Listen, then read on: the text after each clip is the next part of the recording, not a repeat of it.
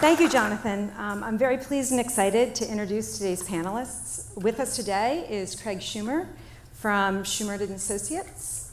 We have Jessica Nye, who is a supervisory special agent with the FBI.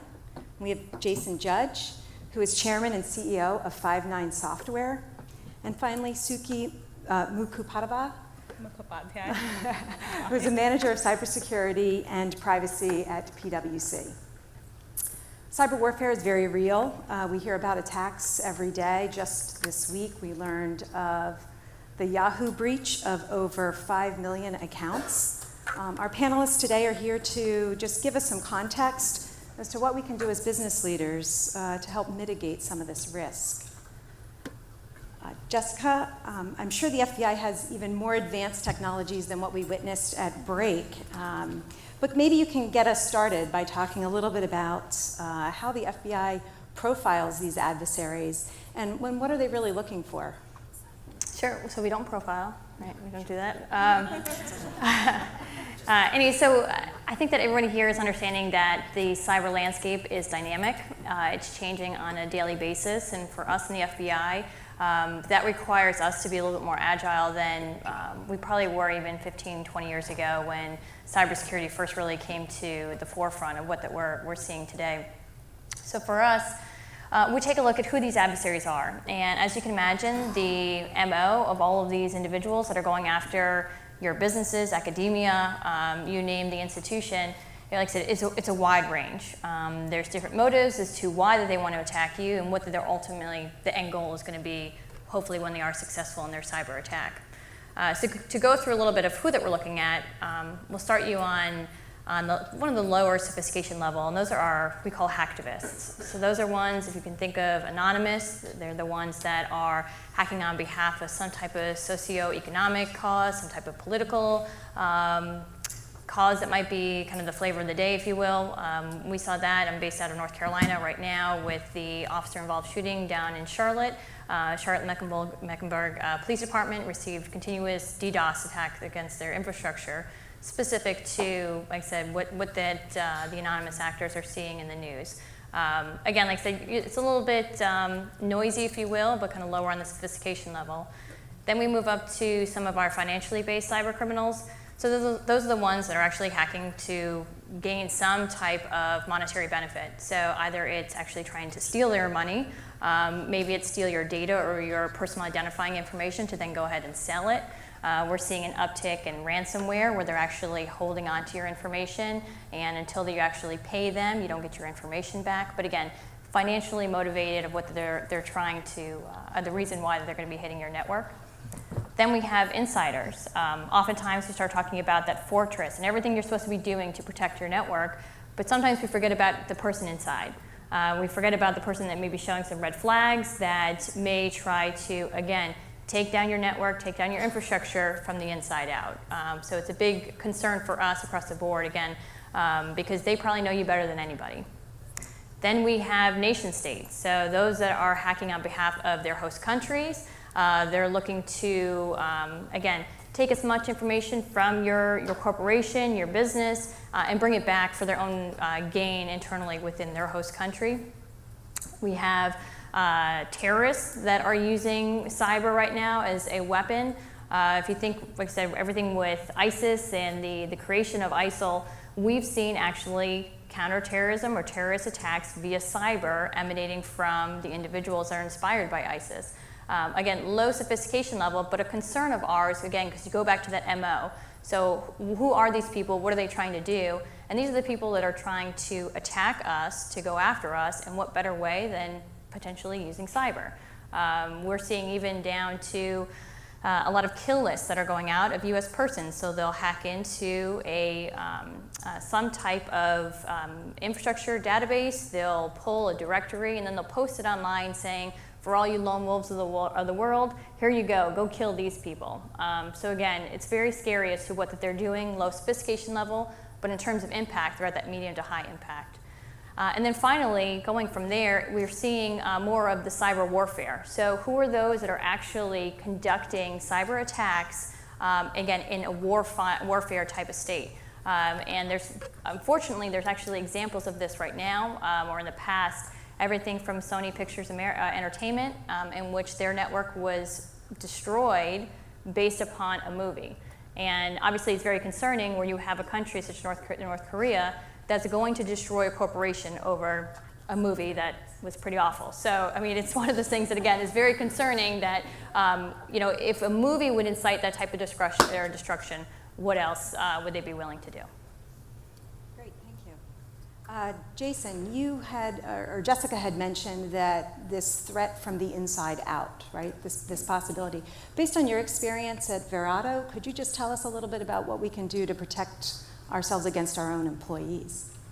Right, this is an up-and-coming space, user behavior analytics. And user behavior analytics at its most basic level is trying to baseline employee behavior and to set a pattern for them. Everyone goes to work and they do things in a certain way. There are different ways, but nonetheless, over the course of months and years, you have patterns that develop.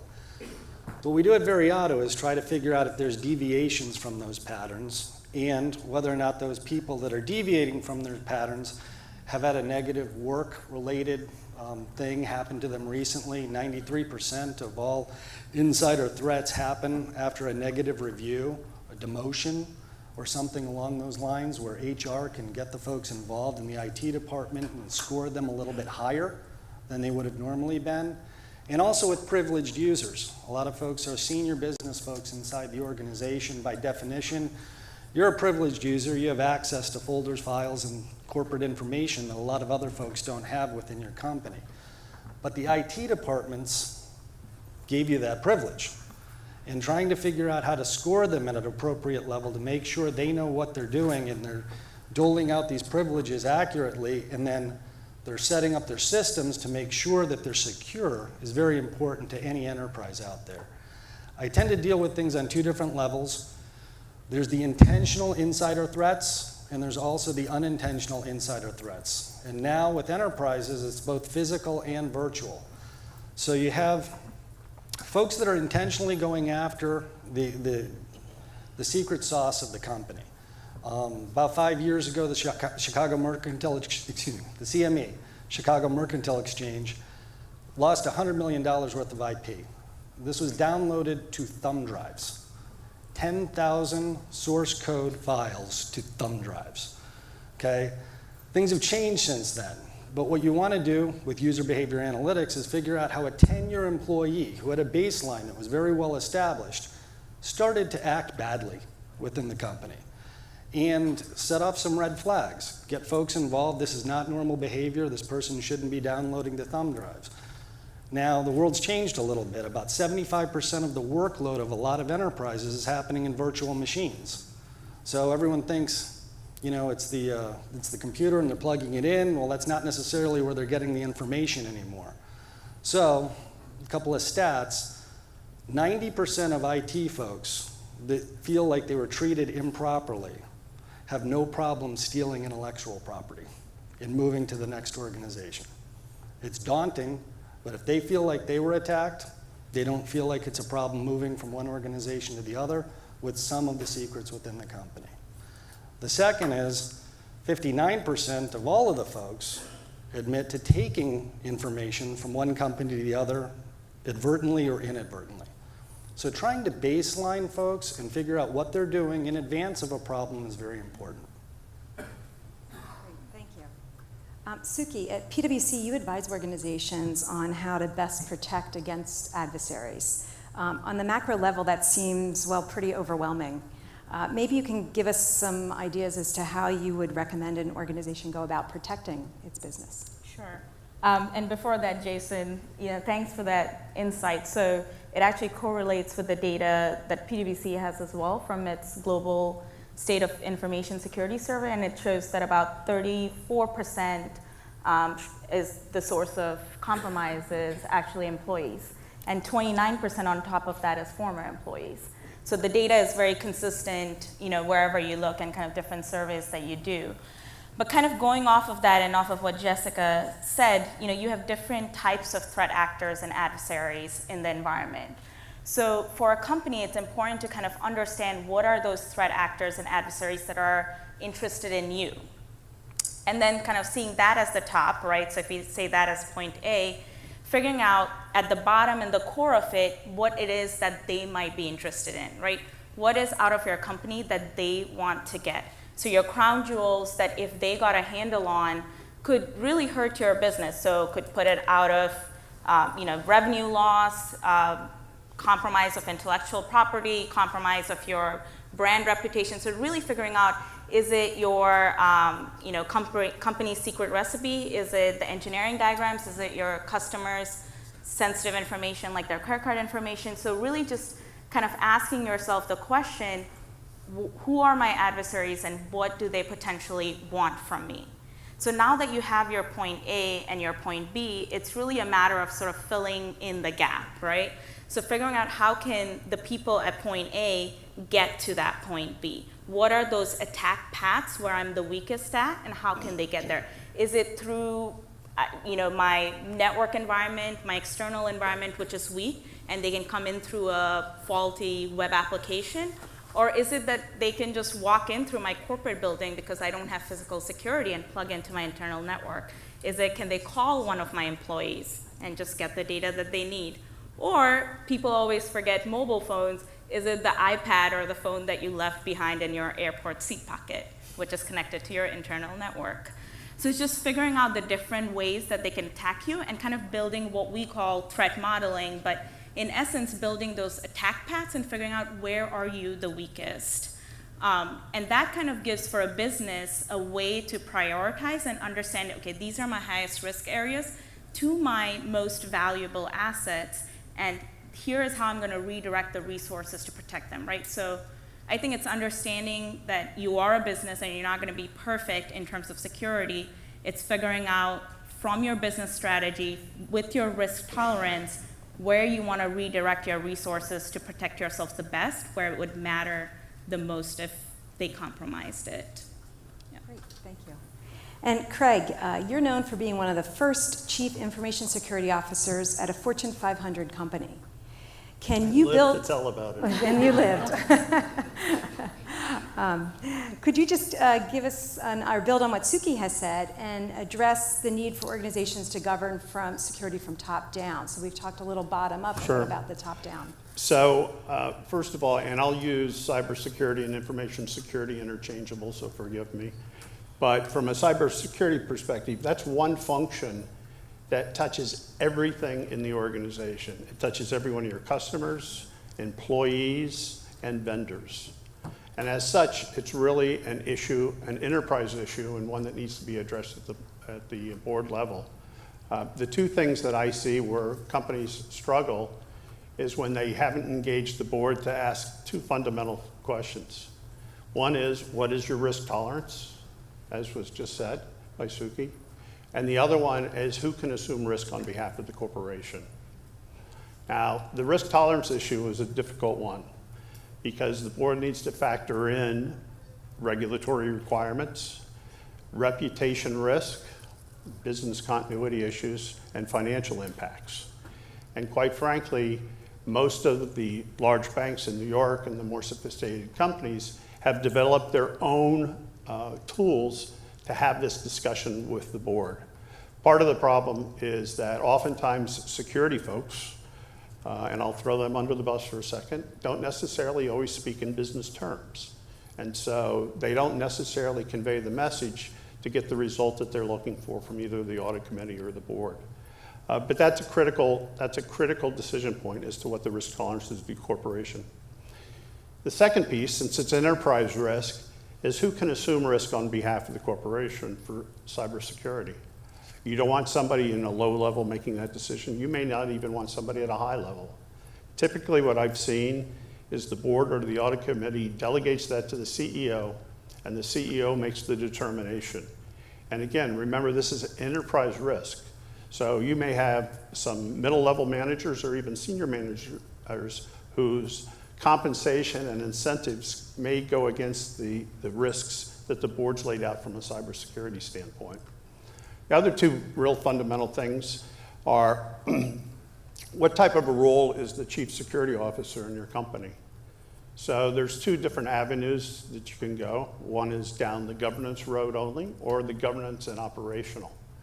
Governance is essentially a role, if it's a governance only role, is one that really encourages people to do the right thing throughout the organization. Generally ends up in either the legal department, the compliance, or the privacy office. When you add the operational side to that, you're now talking about things like having a budget, selecting security products, managing those security products, being involved in the systems development life cycle of projects and tools, monitoring incidents, having somebody that does third-party reviews, training awareness, identity and access management. Combining those operational functions with the governance functions really ensures that security has a seat at the C table, which is needed in today's environment. Great, thank you, thank you. You all mentioned a little bit of the involvement of all the employees inside the entire organization. I think one thing that I just want to point out is I always try to teach my students from a technology perspective not to be that employee, right? So just teaching them some good behaviors when it comes to being an employee in an organization and their responsibility of having access to data. And I think we'll all agree that education and education of your employees is really critical. It's probably one of the #1 things. I had early on in my career somebody say to me that training and awareness was 30% of the overall success of a security program. And that was 15 years ago, and today I would agree with that still. There's going to be a whole host of policies and situations that you're never going to have a tool to be able to manage your controls. So you're really incumbent on people doing the right thing and knowing what the right thing is. I can only imagine that security challenges have become even more compromised by the advent of things like mobile devices and cloud computing and Internet of Things. Can you guys address some of those challenges? Sure. Well, I'll take on at least mobile computing. I know for us personally, it's changed the way that we conduct our investigations. I think that some people forget that your smartphone in your pocket right now is a mini computer. So what that you can do on that smartphone is remarkable. I mean, you can actually launch attacks from, like I said, the device that's sitting in your purse right now. So it's fairly sophisticated and just in terms of where that we are, from just even 10 years ago to where we are today. And I think people forget about that. I know that even Suki mentioned, when you leave your mobile device in the plane and that still has remote connectivity back to your home network, and that's a big problem that these small devices, like I said, contain so much wealth of knowledge within them and then also tools to actually infect your network. So I think it's very important, and going back to the awareness, that your employees treat these smartphones, and really personally you treat those smartphones as well as a computer. You should be having the same cyber hygiene with your phone as you do your desktop at home or at work, because they really are powerful. And kind of just building off of that, right? Mobile is one piece of the connectivity, but if you think of companies right now, in today's day and age, just the nodes of connectivity out has increased, right? So it started off with connecting with vendors, third-party vendors. We're collaborating more and more now with them in cloud-based platforms. A lot of them have very direct VPN network access to our companies. So that's one piece of the puzzle. Now, your company has so many other points. You have to worry about all of your business partners that are connected to you. Then on the other side with IoT, now you're connecting all of your consumers into your network, right? If you have your sort of the Nest home thermostat, any of those sort of Internet of Things devices, from each of these consumer nodes, they need to go back to a cloud, and then from there on, whatever else that is happening. So all of these advances in technology are leading to more and more connectivity, which also means more and more ways or points that you can get compromised. So you need to, and this again going back to, security is really not that back office IT problem, right? It's part of your business. All of your business innovation, your new products that are coming out, your business strategy to move forward need to consider security, because that's going to be those implication of those increased connectivity and innovation. Yeah, and talking about Internet of Things, when we're starting to see refrigerators conduct distributed denial of attacks against infrastructure, it's a little bit of a wake-up call of where that we are, and again, that connectivity of all of these devices, again, that are actually launching attacks from. The cloud is coming, or it's here. So I was at the Microsoft Ignite conference yesterday in Atlanta, and I would tell you at least 95% of the show was about cloud computing and access to information and having mobile devices access information and things that just weren't possible years ago. But in addition to that, something that you brought up that was really interesting was students and how we're training our students in the future to be good stewards. They learn differently now, okay? So you have collaborative research that goes on, and they don't need to be like I used to have to go meet in the library over at Falvey. They're just in their rooms and they're collaborating on things. And sometimes they bring that collaboration into the workplace. And I have teams of people that collaborate. Sometimes they invite other people from other companies to collaborate with them too. And you sit there and go, okay, did they sign an NDA or anything? And they don't even think about it because they're just accustomed to working in that environment. So the times are changing a little bit. And I'll give you another example. We had a new employee, really young but very sharp. They brought their former computer and connected it to our network thinking it was absolutely no big deal. And I'm walking by and I'm saying, property of a different company, what's this? Like, oh yeah, they don't care. They didn't want it, it was old. So you have a different generation that's coming forward that's going to be taking leadership responsibilities, and we need to help them with that. Great, great. What do we do now as a business if we've protected our crown jewels, we have monitoring in place, but either there's been a breach or we're realizing that we're being attacked? What's our first step, or what are our action plans? Call her. Oh, me. Well, hopefully you have a forensics retainer in place, and what that means is that you have a sort of a contract or an on-hold with one of these firms that will come and do forensics breach investigation on your behalf, right? So then you're not scrambling at the last moment. And kind of stepping even before that is, hopefully the breach is not the first time that you're thinking about how to respond to that breach, right? A breach, by definition, is going to be a moment of chaos. And chaos is not the time to find order, to find structure, handoffs, leadership, right? You want to have a plan when everything's quiet and peaceful. Build that plan, build those step-by-step steps as to how information needs to be passed, how information needs to be handled, but also how decisions need to be made by the chain. At what points do you want to escalate it to a C-suite? At what point do you want to bring in your counsel? At one point do you want to bring in your external counsel? What are the communications that you can prepare in advance so when things really hit the fan, you have canned language and you're not scrambling? So you have a very defined process, and I think that's one of the biggest things that we're seeing. A lot of companies don't have that very step-by-step defined plan, and then testing that plan for different scenarios. You want to test it for the smallest, and you want to test it with the biggest of scenarios, and making sure a lot of the times, the sort of the IT folks know what to do with an incident response plan, but the executives don't. So it's making sure that you have a scenario that at testing from the lowest level of level 1 help desk, which needs to be escalated all the way through your C-suite, and see how reactions happen, how you can learn from those. And there's a lot of simulations that are available in companies that will help you with that. On that note, we sell software to secure networks and secure insider threats. We've got 2 basic phone calls that hit our every single day, our help desk group. The roof is on fire because they didn't realize that there were threats within the organization, and we can help them with some of those. But it's the pre-planning that's necessary. It's taking things seriously before they happen.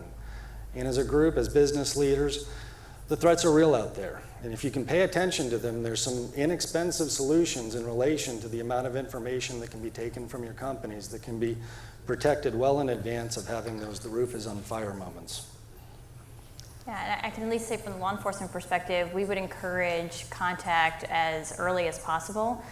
There's a lot that we can do to assist in the event that there is an intrusion within your company. We bring a wealth of knowledge and resources with us.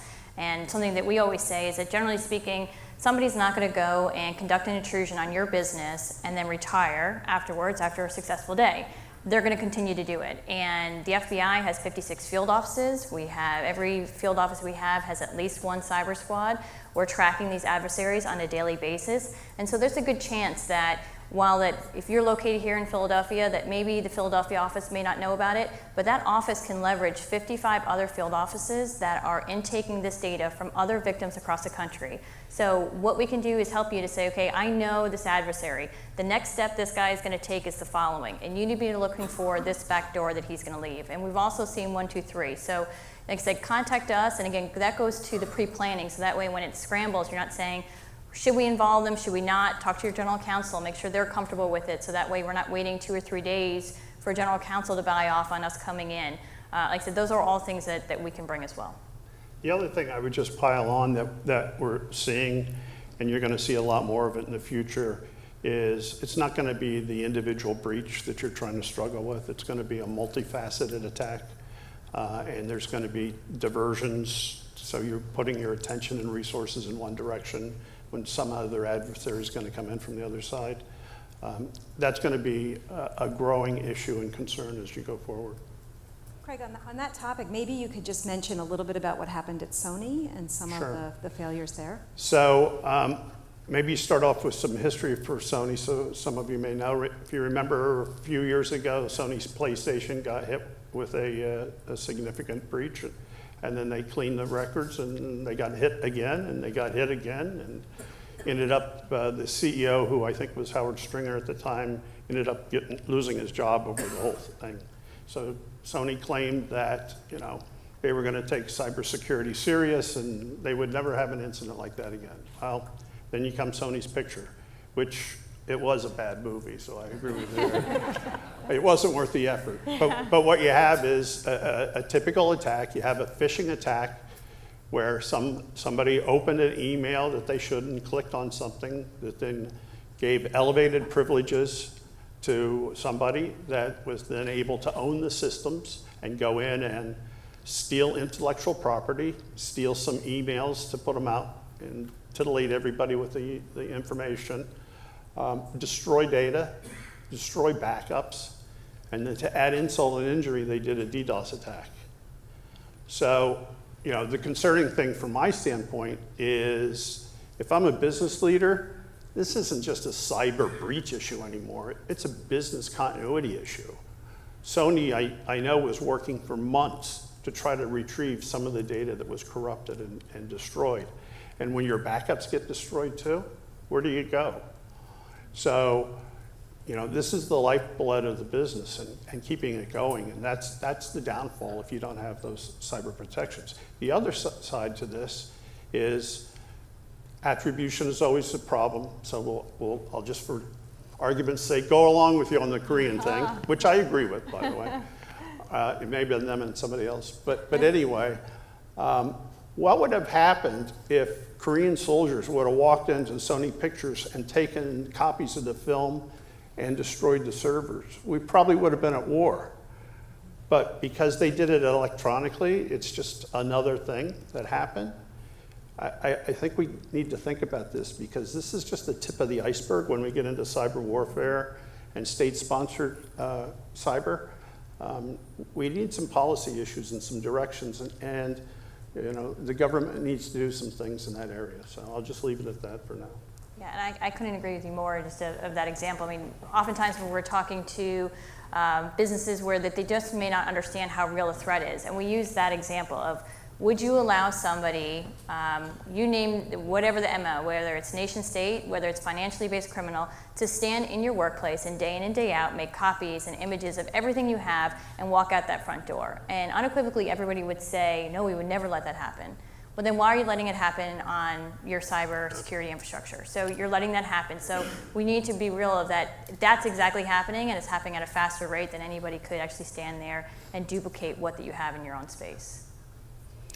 And just to pile on to that for 1 second, I would tell you from my peers in other companies that I talk to on a regular basis and have known for years, no matter how big the company is, I don't know one of them that thinks that they can fend off a state-sponsored attack. It's asymmetrical in nature. They have resources that companies don't have, and it's just a matter of time if you're a target. But I think kind of going off of that, right, where it seems very scary and that we can't do anything or we can't win, I think it's, obviously you have your basic hygiene to stop the hacktivists and, sort of the minor things, your daily attacks. If somebody really wanted to get you, they are going to, but I think then it becomes sort of where security is shifting now is monitoring and responding appropriately, right? So you're constantly being vigilant, so even if they get in, you know when they get in and you can stop them, because that's really the best that you can do. It's either offensive or defensive, right? And you have to have both. The other thing, just to chime in, that's important is that a lot of companies buy security software as a placebo. I don't know why, but they buy it and they don't implement it the way it should be. Yeah. So if I can give one piece of advice, you're paying money for this, you have people that are using it, make sure it's used properly, make sure it's up to date, and make sure that the folks understand the importance of that. And on another positive note, maybe we can move can we just talk about how some organizations are uniting together to help prevent attacks and working in interesting ways? Yeah, so we actually, this is kind of one of our big trends that came out of our global state of information security service. Well, I think about like 67% of the companies said that they're starting to work together with their industry peers, share sort of security knowledge to sort of band together and have better threat intelligence.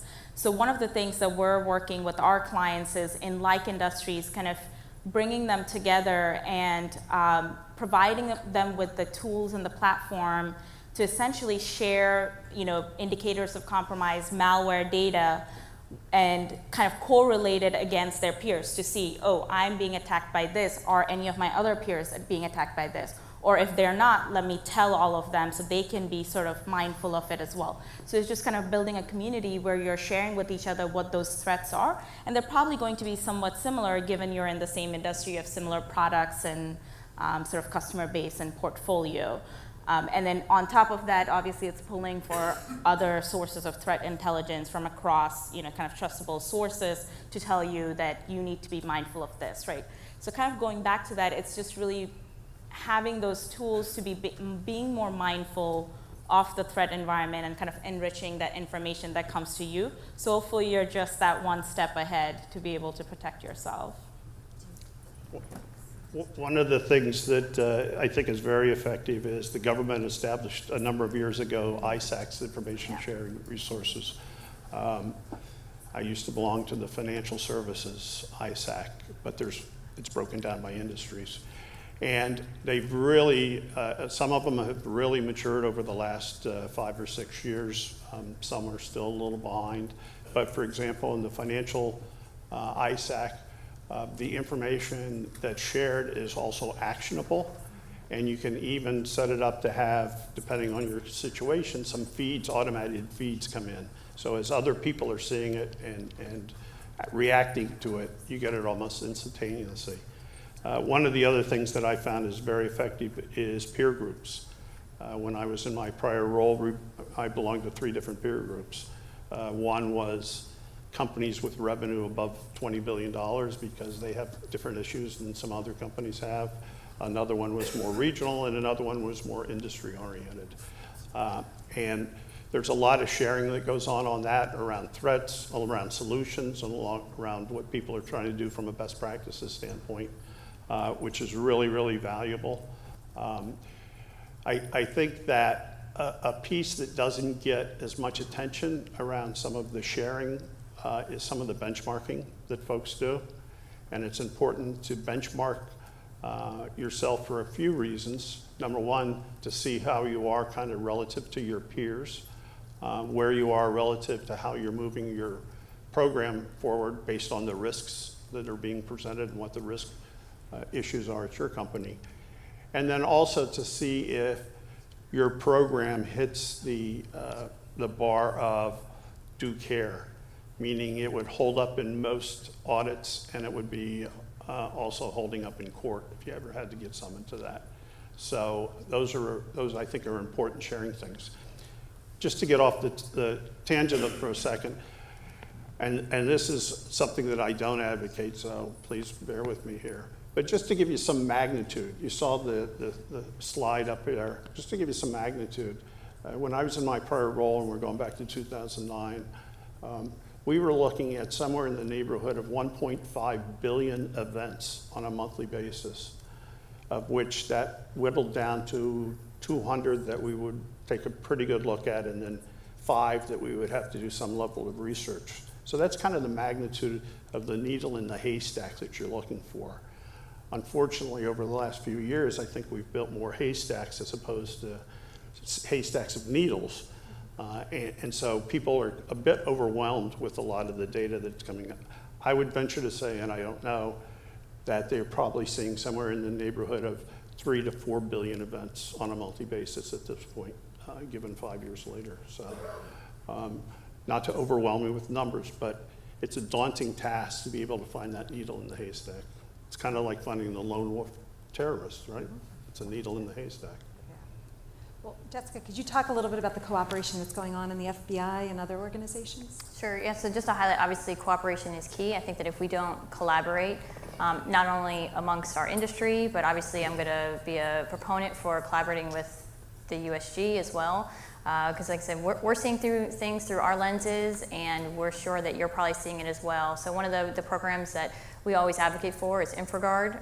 It's a collaboration in which you're bringing together on a monthly, every other month basis. You have all your peers getting into the same location. You're able to actually discuss some of these threats that one another are facing. But more than that too, you have access to a portal that you'll receive FBI, DHS, alerts and pins and flashes and everything where that as quickly as we can get actionable information to you, we're going to push it through those channels. We have other initiatives such as Red Dart, in which we're trying to bring together USG entities and clear defense contractors that focus on the counterintelligence threat as well as the cyber threat. So we're working again amongst not only the government, but then also within the private sector to ensure that we have that collaboration piece in play, because without talking to one another, this just won't work. Great.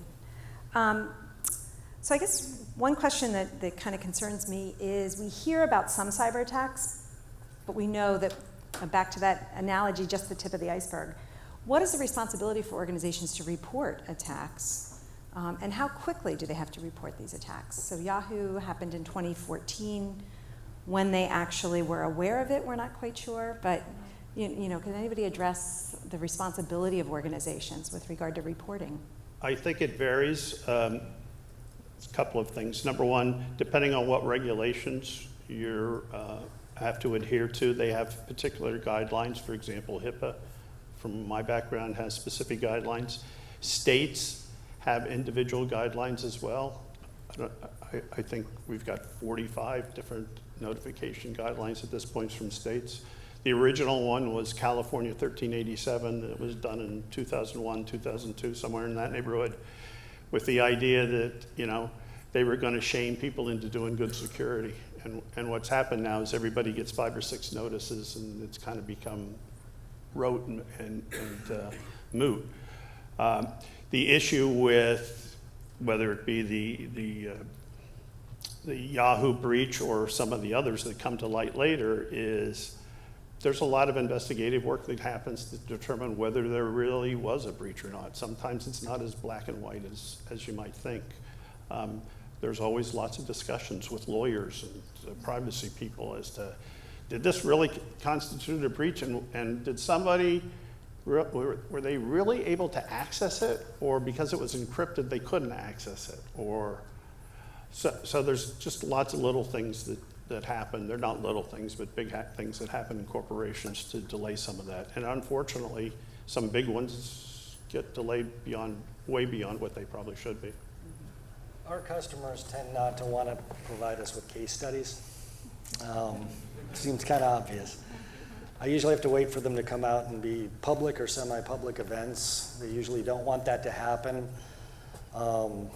We were begging to one technology company that we recovered $630 million for to, you know, we'd anonymize it and everything else, and it always gets held up in legal. And I understand, you know, we're proud of the products that we provide them, but from a security standpoint, folks don't want to know, folks don't want to tell everyone, you know, what their security products are that they use, and they don't want to expose themselves to public type scrutiny. One of the other problems, though, too, is, you know, the SEC has requirements relative to reporting if, in fact, a breach is material. And I think somebody might know better, but I think since 2010, there's only been 95 SEC filings for material breaches. And there's been thousands and thousands of breaches and over 9,000 corporations that have to file with the SEC. So it seems like there might be something a little out of kilter there. I know the materiality thing is a question a lot of times as far as how people interpret that. But you know, the other question is how many people are actually looking at the SEC filings to see if in fact there's been a breach, and how does that form their investment or other types of financial arrangements with these companies. Great. One other question I just had, Jason, what about cloud? You know, everybody says take it to the cloud and you'll be safe. Is that an accurate statement? It's coming, so I'm not going to fight it. I can lose most of the audience in a second here, so I don't want to do that. But think of computing about 10 years ago when you just have, you know, regular computers, and then someone came up with virtual machines, which is just a fancy way of saying the same machine can be multiple machines in multiple instances running different departments within a company. Now you upload that all into the cloud, and it becomes very easy to copy, and that's typically what folks do, instances of virtual machines from one place to the other and set them up to run them again. From a security standpoint, that's a nightmare, okay? Because you have different people at different times that were creating this first standard and then copying it and replicating it over and over again. And these are the machines that most of the folks in the audience here are using, whether they know it or not. So when you're saving things to your C drive or you're saving things to the shared folder, a lot of times that information's leaving the company's walls, okay? It's stored in data centers or it's stored in public data centers or cloud, okay? It's definitely coming. Amazon is making a huge investment, huge inroads there. You know, you have Apple and you have Microsoft, and I just came back from that. I can't emphasize enough, if I wanted to talk about today, I couldn't at the Microsoft convention. It was all cloud computing, virtually 100% of the audience. I think one of the things to keep in mind with cloud is a lot of the times people, for example, if you use the example of Amazon Web Services, people will go on, buy space there, you know, you're developing your great new app there. But then people forget that the underlying infrastructure is still sort of something that you have to take care of, right? It's an assumption that because you bought it from Amazon, that Amazon will take care of all the layers of security for you. That's not true. So it's understanding that when you do have a cloud platform, what is the vendor actually doing and what it is that you still need to do in line with your security policy. A lot of the times people forget to do sort of that responsibility matrix, we'll call it. So a lot, you know, that's kind of one of the basic things when you're going into contracting, understanding what they'll take care of, what you have to take care of.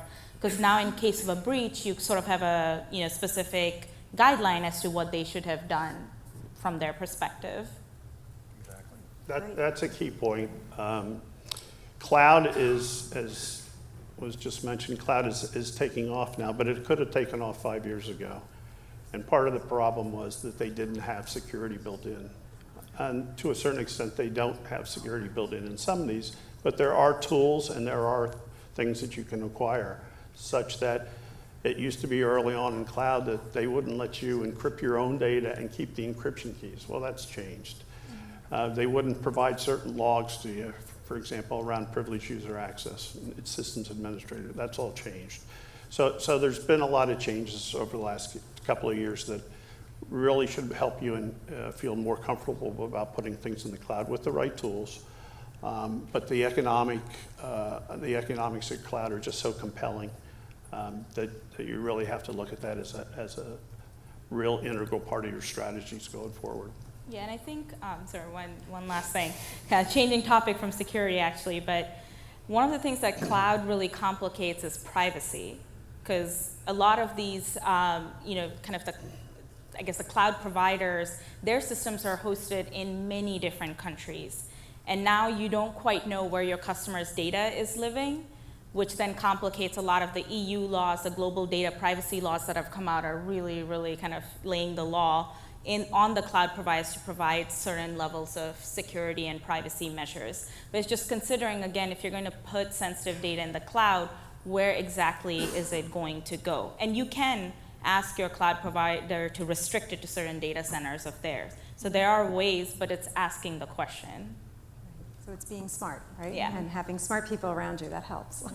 Speaking of smart people, I really appreciate everything the panelists have said. We do want to open for questions, but before we do that, or while you're thinking of your questions, I'd just like each one of the panelists just to provide us maybe one thing that you would recommend an organization do today to strengthen its security.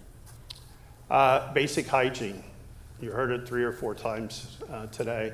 When you look at the breaches and you look at what happens, if you do nothing more than dual-factor authentication for everyone, including your systems administrators, if you do privileged user access monitoring, if you do encryption at rest, encryption in transit, continuous modeling with an anomaly behavior analytics, and endpoint protection with some sort of anti-phishing, those would have taken away 95% of the breaches that we're all talking about and reading about. And almost all of those are not new technology that's out there today or tomorrow. They've been around for years. They're better, but they've been around for years. Again, basics, just the basics. I guess I would say is just knowing what your crown jewels are. Suki talked about it in the beginning, but a lot of times we keep, with that protection, knowing what exactly are you protecting? Is it PII? Is it, you name it, is it just your infrastructure? You name it. What is it that these actors want to go after and try to utilize within your company or steal from your company? Is it that secret formula? Okay, then what are you doing to ensure that you have 7 locks around it and doors and that moat and the gate and the alligator surrounding it to make sure that when somebody potentially does click on that link and they gain access to your network, because it most likely is going to happen, it's fairly easy to be compromised.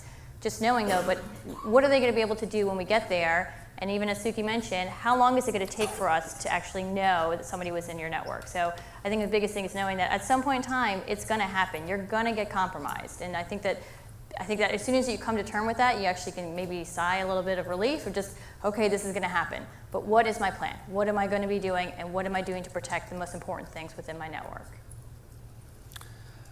I'm going to go back at the insider threat issue. 30 days prior, best advice. 30 days prior to an event happening, try to make sure that you're monitoring the employees that are most at risk. If there's only one job opening because someone left the company and 5 people are vying for it, everyone knows the math there. 4 people aren't going to be happy with the outcome when one gets promoted. Okay, so you want to pay attention to the workload that those people are doing and any anomalies that are happening. It could be as simple as the behavior in their emails. It starts to go negative shortly after they don't get promoted. Things like that matter. So the 30-day window is about the time where I would focus if you're only doing one thing. Making sure you're considering security as part of your enterprise risk. Right? It's really not the siloed IT back office thing. It's part of your enterprise risk and making sure security has that seat at the table. It's going to be something that customers are demanding, your boards are going to be asking. It's going to be sometimes actually a sales point for your products being secure, or it's going to be the thing that stops what is your sort of revenue generating from being compromised, right? So really kind of understanding that it's an enterprise risk and asking the right questions to then be able to protect it and divert your resources appropriately to it. I know you asked for one. Could I throw one more in? So one of the things that I see, and I think everybody needs to be aware of it, many times senior management, people on boards think, well, we just threw a lot of money at this cybersecurity thing a couple of years ago. Isn't it over? Isn't it done? This isn't a project. It's not a sprint, it's a marathon. And it's something that you have to evaluate every year. KPMG just came out with a study of 403 companies that showed that 81% of them had been breached, and yet less than half of them were going to increase their security spending. That's just not acceptable in my mind. You need to look at the basics, and you need to focus on this as a marathon, not a sprint. Sorry. Great. No, well, I think the important thing here is security is strategic, and I think you need to take that message with you, hopefully. We do have time for about 2 more questions. If we've got a question in the back here, I think. Thank you. The data that you shared earlier that said roughly half the people have no problem basically stealing data and taking it with them when they leave one employer and going to another tells me that the perception is there's no consequences for hacking, there's no consequences for stealing data, compounded by the fact that when you hear about these large breaches of stealing millions of customer files, you never hear that somebody got caught, nor do you ever hear what the consequences are. Comments on that? I'll probably take that one. So they're all very valid points. I would say with the number of cases where that things are being stolen, I can't investigate if I don't know about it. So unless that companies are going to actually come to law enforcement and tell us that this has happened, I can't put anybody potentially behind bars. I can't do anything. So I think one of the biggest things is ensuring that companies are actually telling law enforcement so that way we have an opportunity to go after these people and not a year or 2 later. Tell us right when it happens so we have the evidence to hopefully go and actually indict somebody. In terms of, we don't hear about it as much. Oftentimes our cyber headlines get pushed to the 3rd page or so, but we are actually making good strides against these individuals. It's just there's a lot more of them than there are us. Oftentimes they're overseas. That complicates things. It doesn't stop things. We have agents in over 100 countries. We have cyber agents in I think about 20 of them that are specifically focused just on the cyber threat. So that way, when you come to us, we're figuring out they're in a country overseas. Again, it doesn't stop it. It slows it down a little bit just because there's legalities and laws that we have to abide from for the host country. But again, it doesn't stop it. So it just sometimes it takes a little bit longer. And again, I think the biggest thing is just making sure that we're aware of things as quickly as possible. The other side to that, I think that some of the information sharing and the data that moves around isn't necessarily done maliciously. Maybe it's a generational thing. With the social collaboration, I know I've talked to people who sent things they shouldn't have sent, but they didn't really recognize that it was a problem because they were just used to this collaborative type of an environment. And the other thing is those folks who do get nailed for some of these violations and crimes, you won't hear about it. There's an undercurrent to keep some of that stuff quiet. Great. Do you have any other questions over here? Can you talk a little bit about some of the recent trends preventing attacks launched through third-party vendors?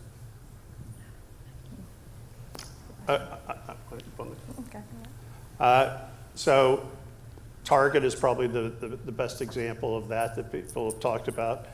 But it goes back to, if you go back to the basic hygiene things that I said, if they had implemented those 5 things, the Target breach would have never happened. And who lets an HVA vendor have access to your network like that? And the fact that they were encrypting the data out of Target, that they didn't even monitor the stuff that was going out, is pretty criminal. In Target's defense, to a certain extent, they did have somebody monitoring those billions of little incidents, and somebody did make a phone call to their headquarters, but apparently it went unanswered. They didn't have a chief information security officer at the time of the breach. They do now. Very good gentleman. I happen to know him. And so it goes, again, to basic hygiene, vetting your vendors, your internal networks, and making sure you have the proper controls in place. It doesn't matter whether it's a third party or it's somebody internal. It's going to the same venues are used, the same techniques are used. And from a lot of our clients, what we're seeing is kind of the uptick in doing vendor due diligence. So the onboarding process, right? So making sure the vendors that are going to get network connectivity to your environment are going through a more deeper sort of assessment of their security policies, their sort of just basic hygiene. So you have an understanding of who you're allowing into your network, and then also making sure that what you're allowing them to is also very specific and you're reviewing that bit, right? So having a program, sort of a compliance program around it. Now, similar to behavioral analytics, there are also tools in the market now where you can start monitoring your vendors. So it's, again, kind of, do the due diligence, make sure the people that you're allowing into your network are ones that you want to allow, making sure you have the responsibility matrix so you understand what they're taking care of, what you're taking care of, and then lastly, making sure you're continuing to monitor them, right? Is there something odd for a contractor to log into your environment on a Sunday? Why are they doing that if that's not their role? So you can really kind of get advanced with that type of monitoring as well. From my standpoint, our customers treat vendors with a higher risk score. So much as she's saying, it's almost as though they get catapulted into a place where you need to pay more attention to them. So, I think that the guard is up for that type of activity. The question is whether or not the tools are in place prior to them joining. I think we're running over time. I apologize. We have wonderful questions. We have one more question in the back. I'm so sorry to cut us off. We did have a question. If I can, please. Quick. We discussed earlier that the distance between malefactors and benefactors, between threats and the economic impact, continues to increase. That increase in part is caused by well-established markets that exist in dark web.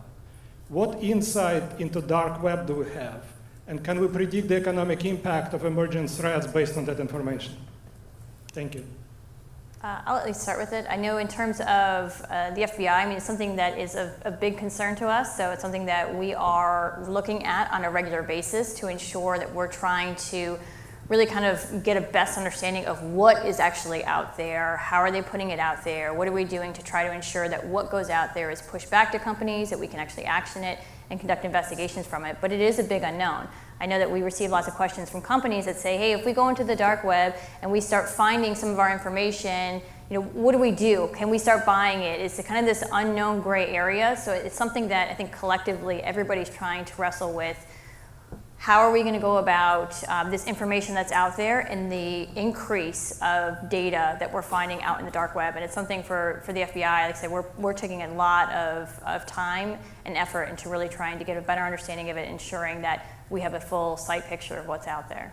And that's something, it's not a new area, dark web's not new, but kind of the more awareness of it, especially in executives and boards, is increasing. We have subscription services for our clients where, monthly or whatever, we'll go into the dark web, other threat intelligence, just kind of search for where your company is being mentioned, what is being mentioned, and kind of giving those reports back to the company. So again, adding and enriching that threat data so you can act a little better on it.